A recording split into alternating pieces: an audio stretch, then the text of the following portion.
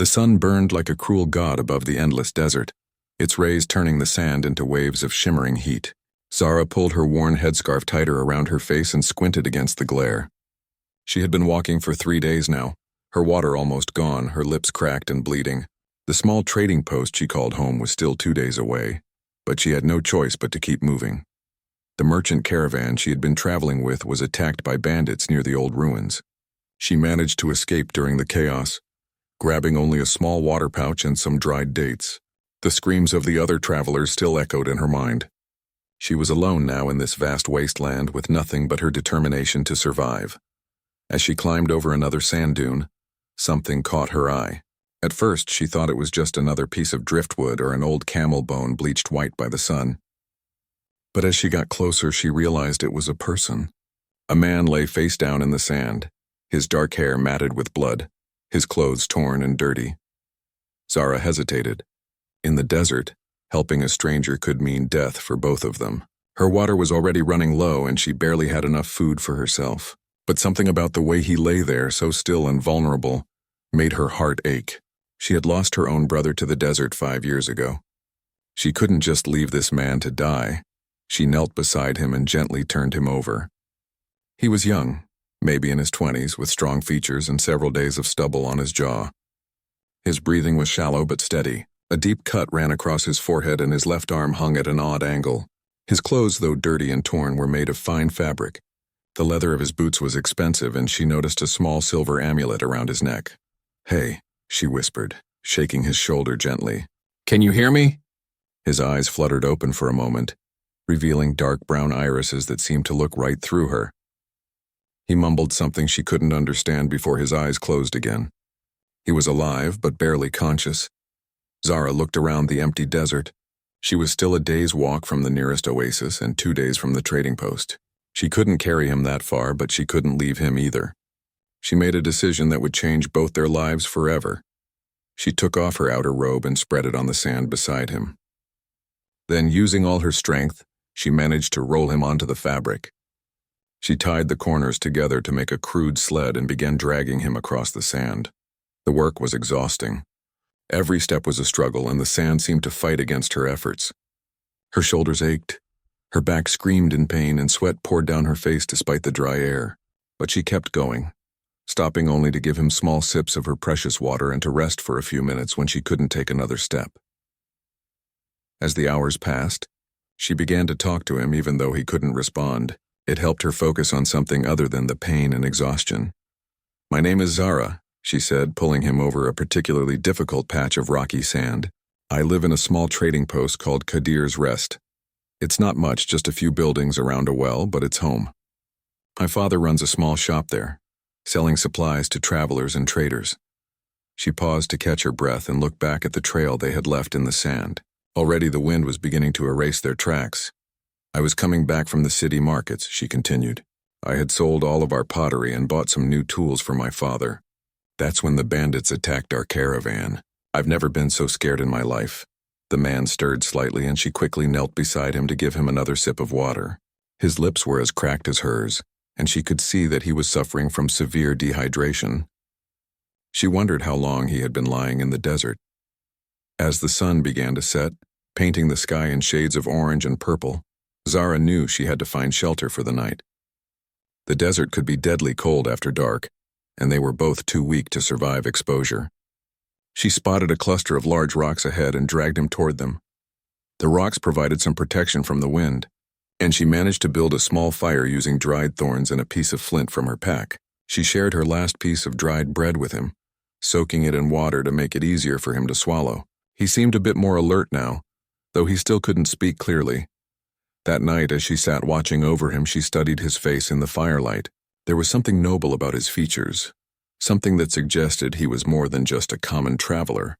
The way he held himself, even in unconsciousness, spoke of confidence and authority. Who was he? What had happened to him out here in the desert?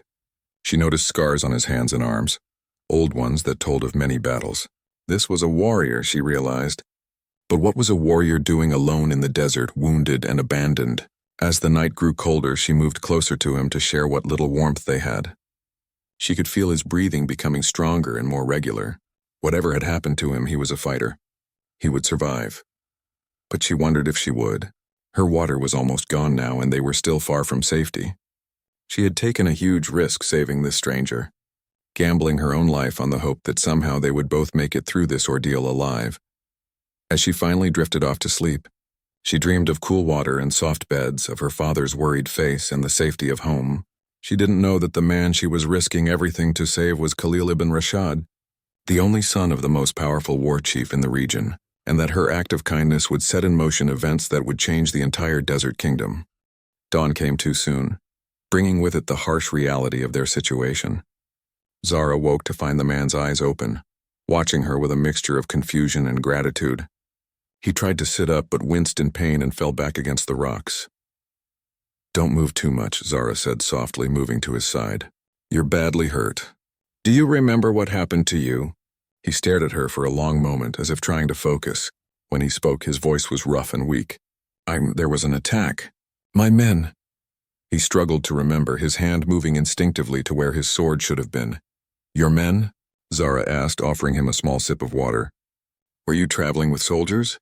"I think so," he said, accepting the water gratefully. "I remember fighting. There were so many of them. Everything after that is unclear." He looked around at the desert surrounding them. "How did I get here? Who are you?" "My name is Zara. I found you yesterday, half buried in the sand. You were unconscious and badly hurt." She showed him the makeshift sled she had used to drag him. "I couldn't just leave you there." His eyes widened with surprise and something else she couldn't quite identify. You saved me, but why? You don't even know me. Does it matter?" Zara replied, beginning to pack up their small camp. "No one deserves to die alone in the desert." He watched her efficient movements, noting how carefully she rationed their remaining supplies. "What's your name?" he asked suddenly. "I told you, Zara." "No, I mean your family name. Your tribe." Zara paused in her packing. "I don't have a tribe. My father and I live at Qadir's Rest, a small trading post. We're just ordinary people." Something flickered across his face, but he didn't say anything more. As Zara helped him to his feet, she noticed he was taller and stronger than she had realized. Even injured, there was a commanding presence about him that made her feel small. They began their journey toward the oasis, with Zara supporting most of his weight. He tried to walk on his own, but his injured leg couldn't bear much pressure. Every few minutes they had to stop so he could rest. "Tell me about this trading post," he said during one of their breaks. "Qadir's Rest." "It's nothing special," Zara replied, scanning the horizon for any sign of the oasis. "Just a few buildings around a well. Travelers stop there to rest and buy supplies. My father, Hassan, runs a small shop. We also have a blacksmith, a healer, and a few families who tend goats and grow what they can." "And you? What do you do there?" "I help my father with the shop. Sometimes I travel to the larger cities to trade our goods. That's what I was doing when the bandits attacked our caravan." She looked at him curiously. "What about you? What's your name?" He hesitated for a moment. "Call me Khalil." "Just Khalil?" "For now, yes." There was something in his tone that warned her not to push further. They continued walking in relative silence, each lost in their own thoughts. Zara couldn't shake the feeling that this Khalil was hiding something important. His expensive clothes, his warrior's scars, the way he carried himself despite his injuries, everything about him suggested he was far from ordinary. As the sun climbed higher, their situation became more desperate. Zara's water was nearly gone, and Khalil was weakening quickly. She began to worry that they wouldn't make it to the oasis in time. The heat was becoming unbearable, and both of them were showing signs of severe dehydration. "There," Khalil said suddenly, pointing ahead with his good arm. "Do you see it?" Zara squinted against the glare and felt her heart leap with hope. In the distance, she could see the green smudge of palm trees that marked the oasis of Bir Safira. They were going to make it. The last mile seemed to take forever. Both of them were stumbling now, supporting each other as they pushed forward. When they finally reached the edge of the oasis, Zara collapsed to her knees beside the spring and drank deeply. The water was cool and sweet, the most beautiful thing she had ever tasted. Khalil lowered himself more carefully, his injured arm cradled against his chest. As he drank, Zara got her first clear look at him in good light. He was indeed handsome, with strong features and intelligent eyes. But there was something else about his face, something that nagged at her memory. "We should clean your wounds," she said, tearing strips from her underskirt to make bandages. That cut on your head looks infected. You've done enough already, Khalil protested weakly. More than enough. Nonsense. We're not safe yet. Zara began cleaning his wounds with the fresh water. As she worked, she noticed more details about him that seemed significant. His hands, though calloused from fighting, were well cared for. His teeth were white and straight, suggesting good nutrition and care. Even his scars seemed to tell a story of formal training rather than street fighting. You're not a common soldier, are you? She asked quietly. Khalil met her eyes but didn't answer immediately. What makes you say that? Everything about you. Your clothes, your bearing, even the way you speak.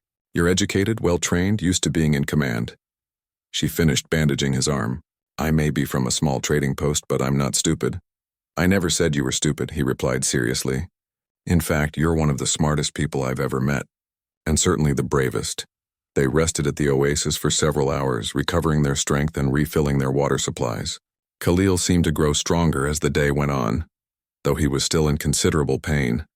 As evening approached, Zara began to prepare for the final leg of their journey to Qadir's Rest. Are you sure you want to continue? Khalil asked. I could wait here while you go for help. And leave you alone and injured? I don't think so. Zara helped him to his feet. Besides, my father will want to thank you properly for what you've taught me. What I've taught you? That sometimes helping a stranger is worth the risk. That courage isn't about not being afraid. It's about doing what's right despite the fear. Khalil looked at her with an expression she couldn't quite read. I think you had that lesson already, Zara of Qadir's Rest. You just needed a chance to prove it to yourself. As they left the oasis behind and headed toward her home, Zara felt a strange sadness. Soon Khalil would recover from his injuries and continue on his way, back to whatever life he had come from. She would probably never see him again. The thought bothered her more than she wanted to admit. She didn't know that at that very moment. 3 days' ride away, the war chief Rashad ibn Malik was leading a massive search party across the desert, desperate to find his missing son. She didn't know that a reward of 1,000 gold pieces had been offered for information about the young man she was helping to safety. Most importantly, she didn't know that her simple act of kindness had already set in motion events that would bring war and peace, love and betrayal to the entire region.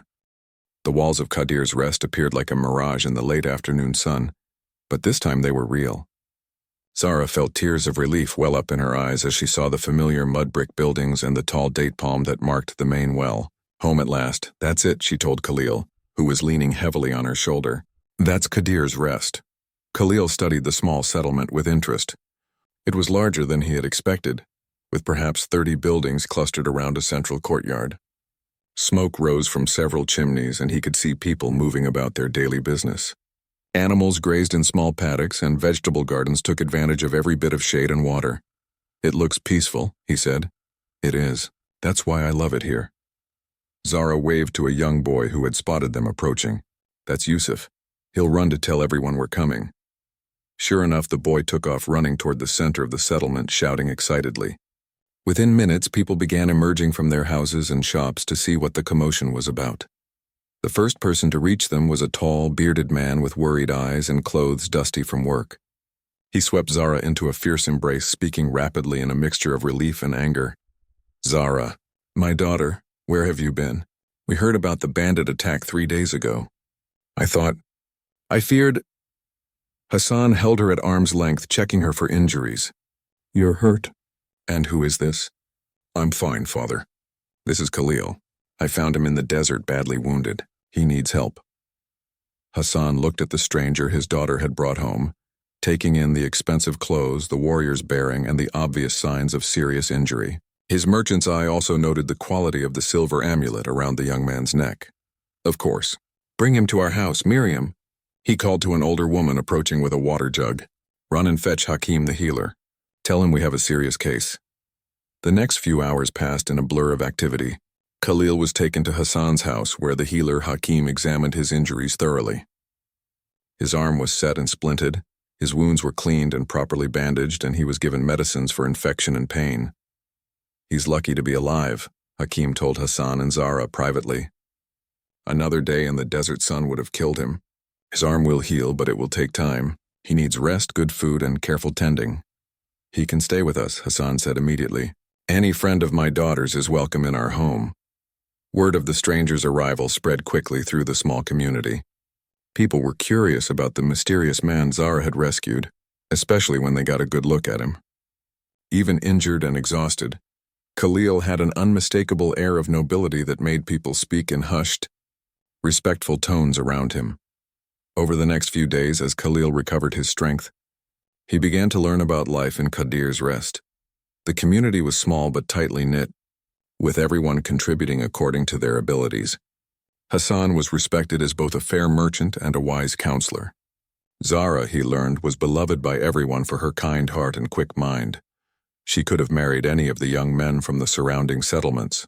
Miriam, the healer's wife, told him as she brought fresh bandages, but she says she's too busy helping her father and taking care of everyone else to think about marriage. Khalil found himself watching Zara as she went about her daily tasks. She moved through the community like a gentle wind, solving problems, comforting the sick, mediating disputes between neighbors. Children followed her around like devoted puppies, and even the oldest residents sought her advice. "You're very lucky," he told Hassan one evening as they sat on the roof of the house, watching the stars appear in the clear desert sky. "How do you mean?" "Your daughter.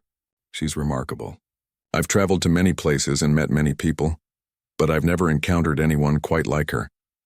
Hassan smiled proudly. "Yes, she is special. Her mother was the same way before she died. Zara has her gift for seeing the good in people and bringing out the best in them. She saved my life at great risk to herself. Why would she do that for a complete stranger? Because that's who she is. Zara believes that every life has value, that every person deserves compassion." Hassan looked at his guest curiously. "You speak like a man of education, Khalil. What brings you to our humble desert?" Khalil was quiet for a long moment. He had grown fond of these simple, honest people, and the deception was becoming harder to maintain. "I was traveling with a group when we were attacked by bandits.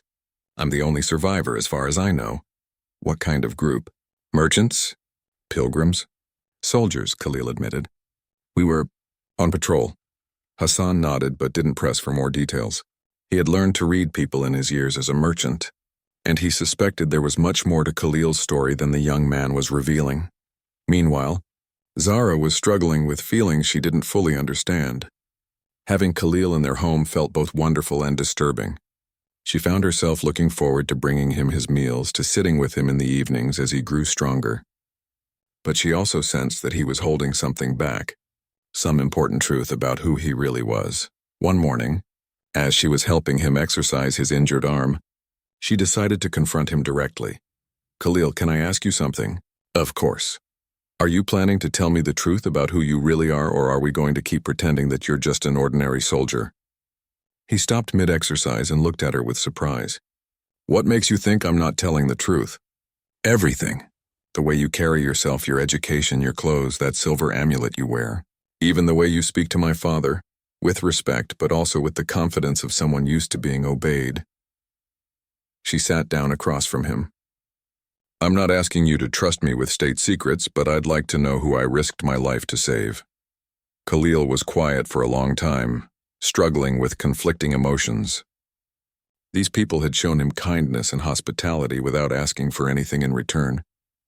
They deserved honesty, but the truth could put them all in danger. "You're right," he said finally. "I haven't been completely honest with you, but it's not because I don't trust you. It's because I'm trying to protect you." "Protect us from what?" "From the consequences of helping me. There are people looking for me, Zara, important people. If they knew where I was, it could bring trouble to Qadir's Rest." "What kind of trouble?" Before Khalil could answer, they heard the sound of many horses approaching at high speed. Through the window, they could see a large group of armed riders entering the settlement. The riders wore the blue and gold colors of the war chief's personal guard. "That kind of trouble," Khalil said grimly, getting to his feet despite his injuries. "Zara, I need you to listen carefully. Those men are looking for me. When they find me, tell them you had no idea who I was. Tell them you're just a simple merchant's daughter who helped a wounded stranger. Do you understand?" "No, I don't understand anything," Zara said, her voice rising with fear and confusion. "Who are you? What have you gotten us into?" Outside, they could hear Hassan speaking with the riders in the courtyard. The conversation was tense but polite. Khalil moved to the window and looked out carefully.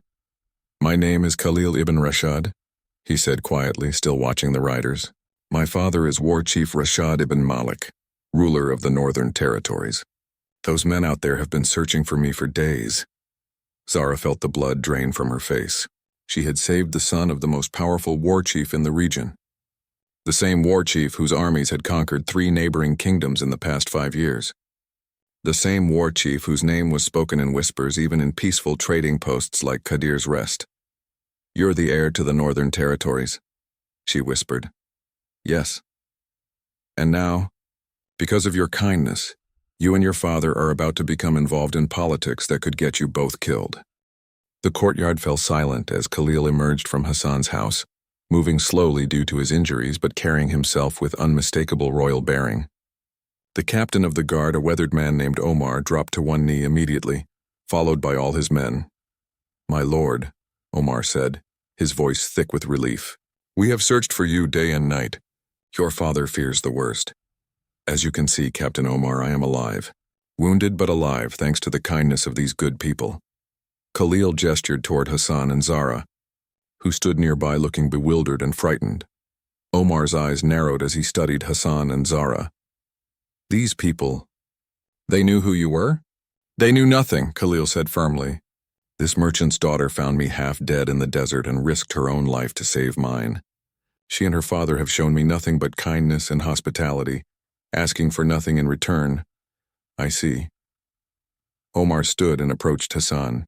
"You are Hassan ibn Ali, the merchant?" "I am," Hassan replied, trying to keep his voice steady. He had dealt with soldiers before, but never the personal guard of War Chief Rashad. "Your daughter showed great courage," Omar said. "The War Chief will want to hear of this." He turned back to Khalil. "My lord, we must return immediately. Your father has been concerned." Khalil almost smiled at the understatement. He knew his father well enough to imagine the rage and worry that must have consumed him these past days. "Of course. But first, these people must be properly rewarded for their service." "That is not necessary," Hassan began, but Omar cut him off. "It is very necessary," the captain said. "The war chief's gratitude is not something to be declined lightly." Within an hour, preparations were made for departure. Khalil's injuries were examined by the guard's own physician, who pronounced him fit to travel if he rode carefully. Fresh horses were brought and supplies were gathered. As the group prepared to leave, Khalil found himself alone with Zara for a few moments behind Hassan's house. "I'm sorry," he said quietly. "I never wanted to involve you in this." "You couldn't help being who you are," Zara replied, though her voice was strained. I wish you had trusted me enough to tell me the truth." "If I had told you who I was, would you still have helped me?" Zara considered this. "I don't know. Maybe I would have been too frightened. Maybe I would have thought the risk was too great. That's why I didn't tell you. I wanted your help to come from your heart, not from fear or hope of reward." He touched her hand gently. "What you did for me, Zara, was pure kindness. There was nothing political about it, nothing calculated. That's precious beyond gold. What happens now?" she asked. "Now I go home and face my father's anger." "And you?" "You go back to your normal life." "Will it be normal? Your captain seems to think your father will want to reward us." "What kind of reward?" Khalil was quiet for a moment. "I don't know. My father is complex. He can be generous to those who serve him well, but he can also be suspicious of anyone who gets too close to his family. Your kindness to me might be seen as virtue, or it might be seen as a potential threat." "A threat? How could helping you be threatening?" "Because now you know something that could be valuable to his enemies. You know I can be wounded, that I can be vulnerable. You know I travel sometimes with small groups that can be attacked. In my father's world, knowledge like that is dangerous." Zara felt a chill of fear. "Are you saying we're in danger?" "I'm saying I don't know what will happen. But I promise you this. I will do everything in my power to protect you and your father. You saved my life and I will not let harm come to you because of it." Captain Omar appeared around the corner of the house. "My lord, we must leave now if we are to reach the first way station before dark." Khalil nodded and turned back to Zara. "Remember what I told you. You knew nothing about who I was. You helped a wounded stranger because it was the right thing to do. That's the truth and it's your protection. Will I see you again?" Zara asked, surprising herself with the question. "I hope so. Khalil replied, "But I can't promise anything. My life. It's not my own to control." Hassan appeared with a small bundle of supplies for the journey. "Travel safely, young lord," he said formally. "You will always be welcome in our home." "Thank you. Hassan ibn Ali, your kindness will not be forgotten." As the group of riders disappeared into the desert, leaving only dust clouds behind them, Zara felt an unexpected emptiness. The past week had been the most exciting and terrifying of her life. Now suddenly everything was back to normal, but normal felt strange and hollow. "He's a good man," Hassan said, putting his arm around his daughter's shoulders. "Despite his high birth, he has honor. Do you think we'll be all right, father?" He seemed worried about what his father might do. War Chief Rashad is known for many things, but injustice to innocent people is not one of them. If his son speaks for us, we should be safe. But Hassan's confident words hid his own concerns. He had heard stories about the war chief's court, about the intrigues and dangers that surrounded powerful men. He hoped their involvement with Khalil would bring only good things, but experience had taught him to prepare for the worst. 3 days later, their lives changed again. A different group of riders arrived at Qadir's Rest, but these wore the colors of the war chief himself. Their leader was a tall man with graying hair and fierce eyes that seemed to take in everything at once. "I am General Malik, advisor to War Chief Rashad," he announced to the gathered crowd. "I seek Hassan ibn Ali and his daughter Zara." Hassan stepped forward, his heart pounding. "I am Hassan. This is my daughter." General Malik studied them both carefully. "You are the ones who aided the war chief's son?" "We helped a wounded man," Hassan replied carefully. "We didn't know who he was at the time. So I have been told." The general smiled, but it didn't reach his eyes. "The war chief wishes to express his gratitude personally. You are both commanded to accompany me to the capital." "Commanded?" Zara spoke up before her father could stop her. "Are we prisoners?" "You are honored guests," General Malik replied smoothly. "The war chief does not make requests of such matters. He extends invitations that are not declined." Hassan understood the threat behind the polite words. "Of course. We are honored by the war chief's attention. When do we leave?" "Now. Bring only what you need for the journey. Your horses and escort are waiting." As they hurriedly packed a few belongings, Zara whispered to her father, "This doesn't feel like a reward." "No," Hassan agreed quietly. "It feels like the beginning of something much more complicated." Neither of them knew that at that very moment in the capital city of Kharaj al-Malik, Khalil was engaged in the most important argument of his life with his father, fighting not just for their safety, but for something much more precious, the chance for a war chief's son and a merchant's daughter to choose their own destiny. The capital city of Kharaj al-Malik rose from the desert like a golden dream, its massive walls and towering minarets catching the morning sun. Zara had never seen anything so magnificent or so intimidating. Beside her, Hassan tried to hide his own awe as their escort led them through the great gates and into the bustling streets. The city was alive with activity. Merchants hawked their wares in a dozen languages, children played in the shadows of grand buildings, and everywhere, there were soldiers in the blue and gold of the war chief's army.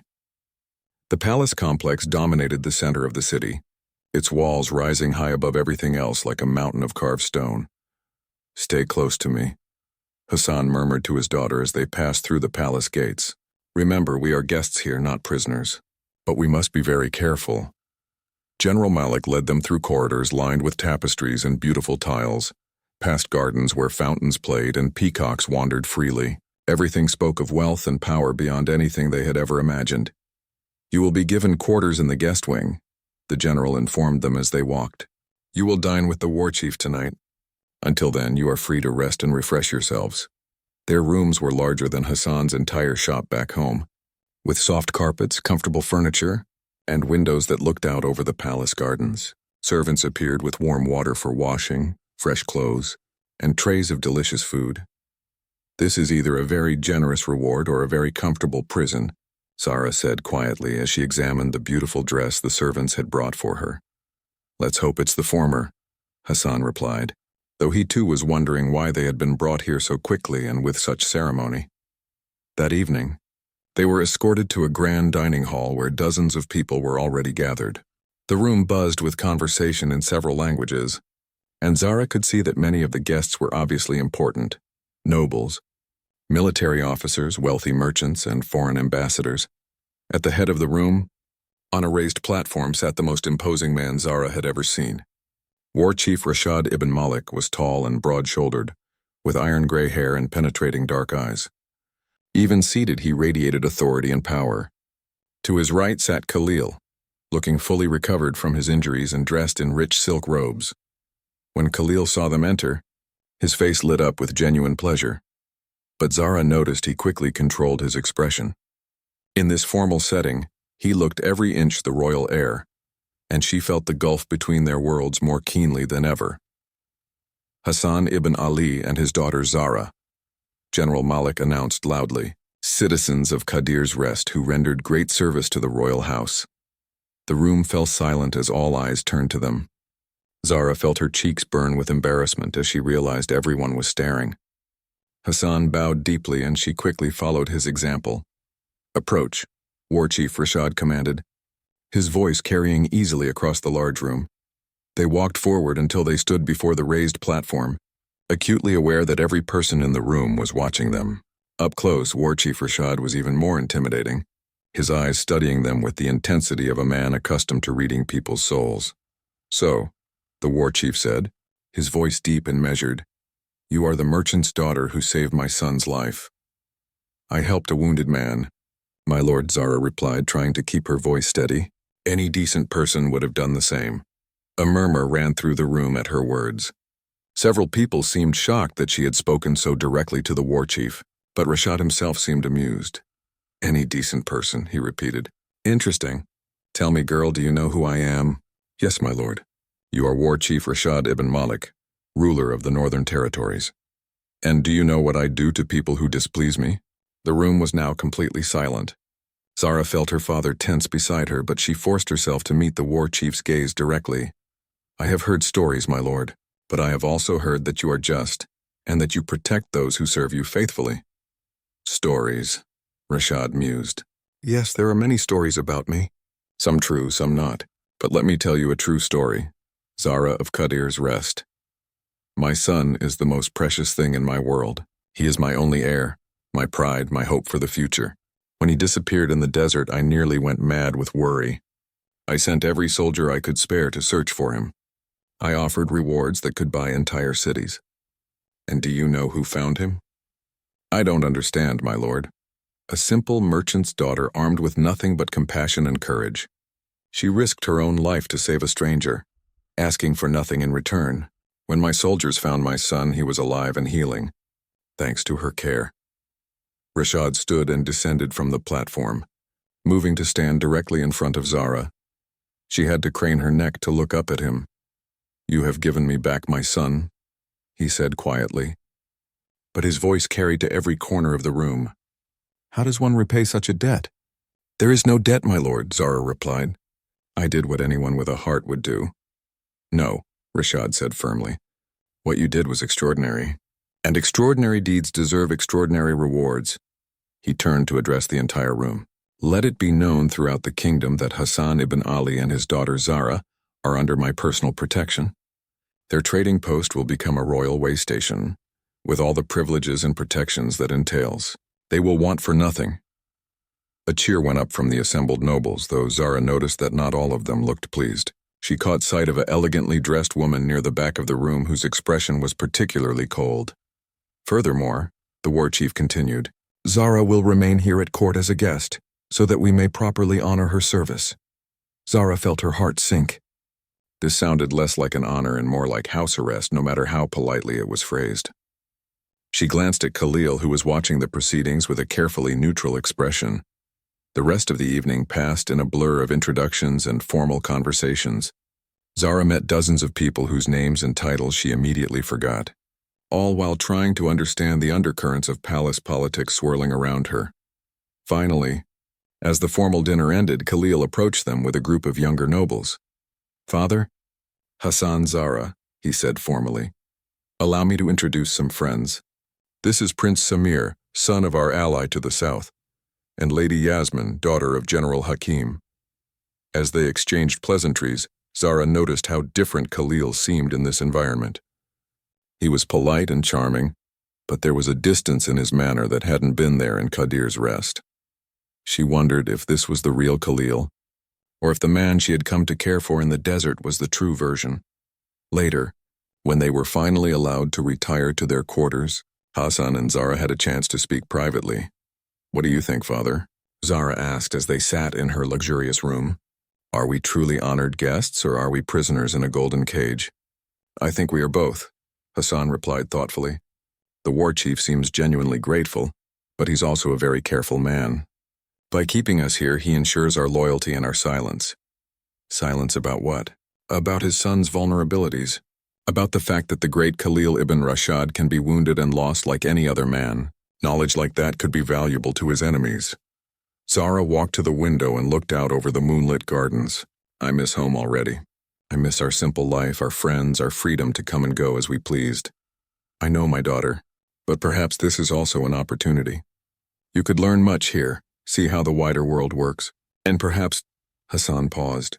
"Perhaps what?" "Perhaps the war chief's son has feelings for you that go beyond mere gratitude." Zara turned from the window, startled. "Father, what are you saying?" "I saw how he looked at you tonight when he thought no one was watching, and I remember how he spoke of you during his recovery. There was something in his voice, something beyond simple appreciation. That's impossible. He's the heir to the Northern Territories. I'm just a merchant's daughter. Stranger things have happened. Zara, love doesn't always respect the boundaries of class and politics. Even if that were true, which I doubt, it would only make our situation more complicated. The war chief would never allow his son to marry beneath his station." Hassan was quiet for a moment. "No, probably not. But then again, Rashad ibn Malik has never been a man to follow conventional rules. He conquered his kingdom by doing the unexpected. Perhaps in matters of the heart he might surprise us all." As Zara finally settled into her soft bed that night, she found herself thinking about Khalil. Did she have feelings for him? Certainly she had grown to care for him during their time together in the desert and at home. But here, surrounded by luxury and power, he seemed like a stranger. Tomorrow she would begin to navigate the treacherous waters of court life. She would learn to play the games that nobles played, to smile and curtsy and say the right things at the right times. But she would also watch and listen, trying to understand what was really happening around her. What she didn't know was that in his own chambers, Khalil was having a similar conversation with his father, one that would determine not just her fate, but the future of the entire kingdom. In the war chief's private study, father and son faced each other across a room filled with maps, weapons, and the trophies of many victories. The formal dinner was over, the guests had retired, and now they could speak freely. "She's remarkable," Khalil said without preamble. "Brave, intelligent, kind. Everything I could want in a woman." "She's a merchant's daughter," Rashad replied calmly, settling into his chair behind the massive oak desk. "Pretty enough, I'll grant you, and certainly courageous, but hardly suitable for the heir to the Northern Territories." "Suitable according to whom?" "You married for love, father. Mother was a Bedouin chief's daughter with no royal blood. Your mother brought alliance with the desert tribes. Her marriage to me served a political purpose." Rashad studied his son carefully. What purpose would this girl serve? Khalil began pacing the room, his recovered strength evident in every movement. "Not every decision has to be political. She saved my life, father. She risked everything for a stranger, and I am grateful. That's why I've rewarded her family generously, but gratitude is not the same as marriage. I love her." The words hung in the air between them. Rashad leaned back in his chair, his expression unreadable. "Love," he said finally. "Do you think love will help you rule? Do you think love will win battles or secure borders? You are my heir, Khalil. Your marriage will be one of the most important political decisions of our reign. I know my responsibilities, father, but I also know my heart. In all my travels meeting princesses and noblewomen from a dozen kingdoms, I've never felt for any of them what I feel for Zara. What you feel is gratitude, mixed with the intensity of shared danger. It will pass." "No." Khalil stopped pacing and faced his father directly. "It won't pass. I've had 2 weeks to think about this, and my feelings have only grown stronger. She challenges me, father. She sees me as a man, not just as a title. When I was wounded and helpless, she cared for me without knowing who I was or what she might gain from it." Rashad was quiet for a long moment, studying his son's face. And what of the kingdom? What of your duty to marry someone who will strengthen our alliances? Our kingdom is strong. Our armies are undefeated. We don't need marriage alliances the way we once did. We need something else now. We need legitimacy that comes from the people's love, not just their fear. Explain. Khalil moved to the window, looking out over the city he would one day rule. You conquered these lands through strength and military genius. But conquest is not the same as acceptance. The people respect you, but they don't love you. They follow you because they must, not because they want to. And you think marrying a merchant's daughter will change that? I think marrying for love, choosing someone from among the common people, would show them that their new rulers value them. It would make me one of them instead of just another foreign conqueror. Rashad considered this. It was a surprisingly sophisticated political argument, and one that had some merit. There would still be those who would see it as weakness. The noble families expect their daughters to be considered for royal marriages. Let them be angry. The noble families already have wealth and position. What about the farmers, the craftsmen, the merchants? What about the people who actually make the kingdom work? When have they ever seen one of their own rise to the highest levels? You're asking me to risk everything for the sake of a girl you've known for barely 2 weeks. I'm asking you to trust me. To trust that I can love a woman and still be a strong ruler. To trust that sometimes the heart knows things the mind cannot calculate.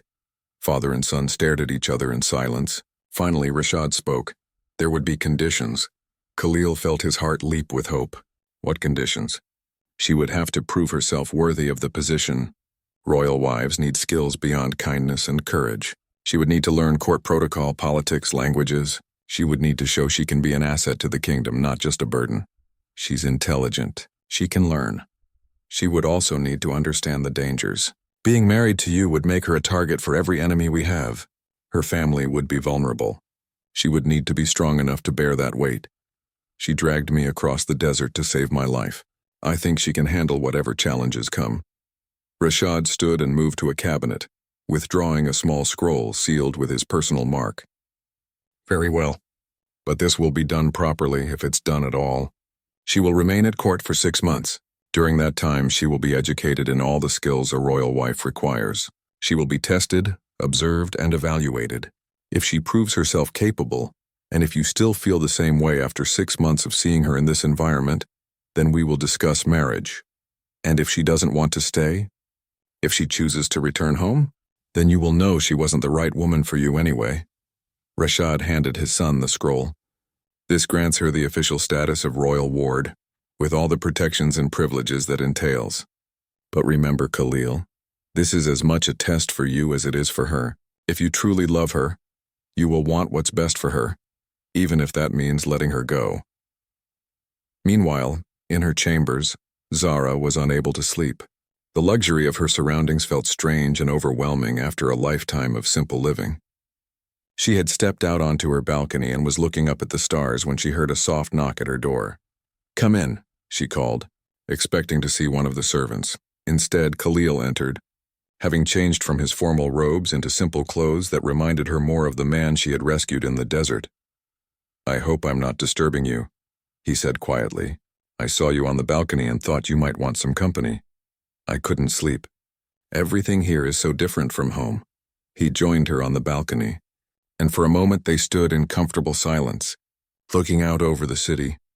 "I spoke with my father tonight," Khalil said finally. "About what?" "About you. About us." Zara felt her heart begin to race. "Khalil, I don't think—" "I love you, Zara." The words hung in the warm night air between them. Zara felt tears spring to her eyes, though she wasn't sure if they were tears of joy or sorrow. "You don't know me," she whispered. "Not really. We spent a few days together in extraordinary circumstances. That's not enough to build a life on. Then give me time to know you better. Stay here at court. Let me show you my world and let me learn more about yours. And then what? Even if we did grow to love each other truly, what future could we have? You're going to be a war chief. I'm nobody. You're the woman who saved my life. The woman who showed me what real courage looks like. The woman I think about every moment of every day." He took her hands gently. "My father has agreed to let you stay as a royal ward. You would be educated, protected, given every opportunity to find your place here. And if I decide this isn't the life I want, then you're free to leave and I'll help you establish whatever life you do want. But please, Zara, give us a chance. Give yourself a chance to see what you're capable of." Zara looked into his dark eyes, seeing the sincerity there, but also the hope and vulnerability.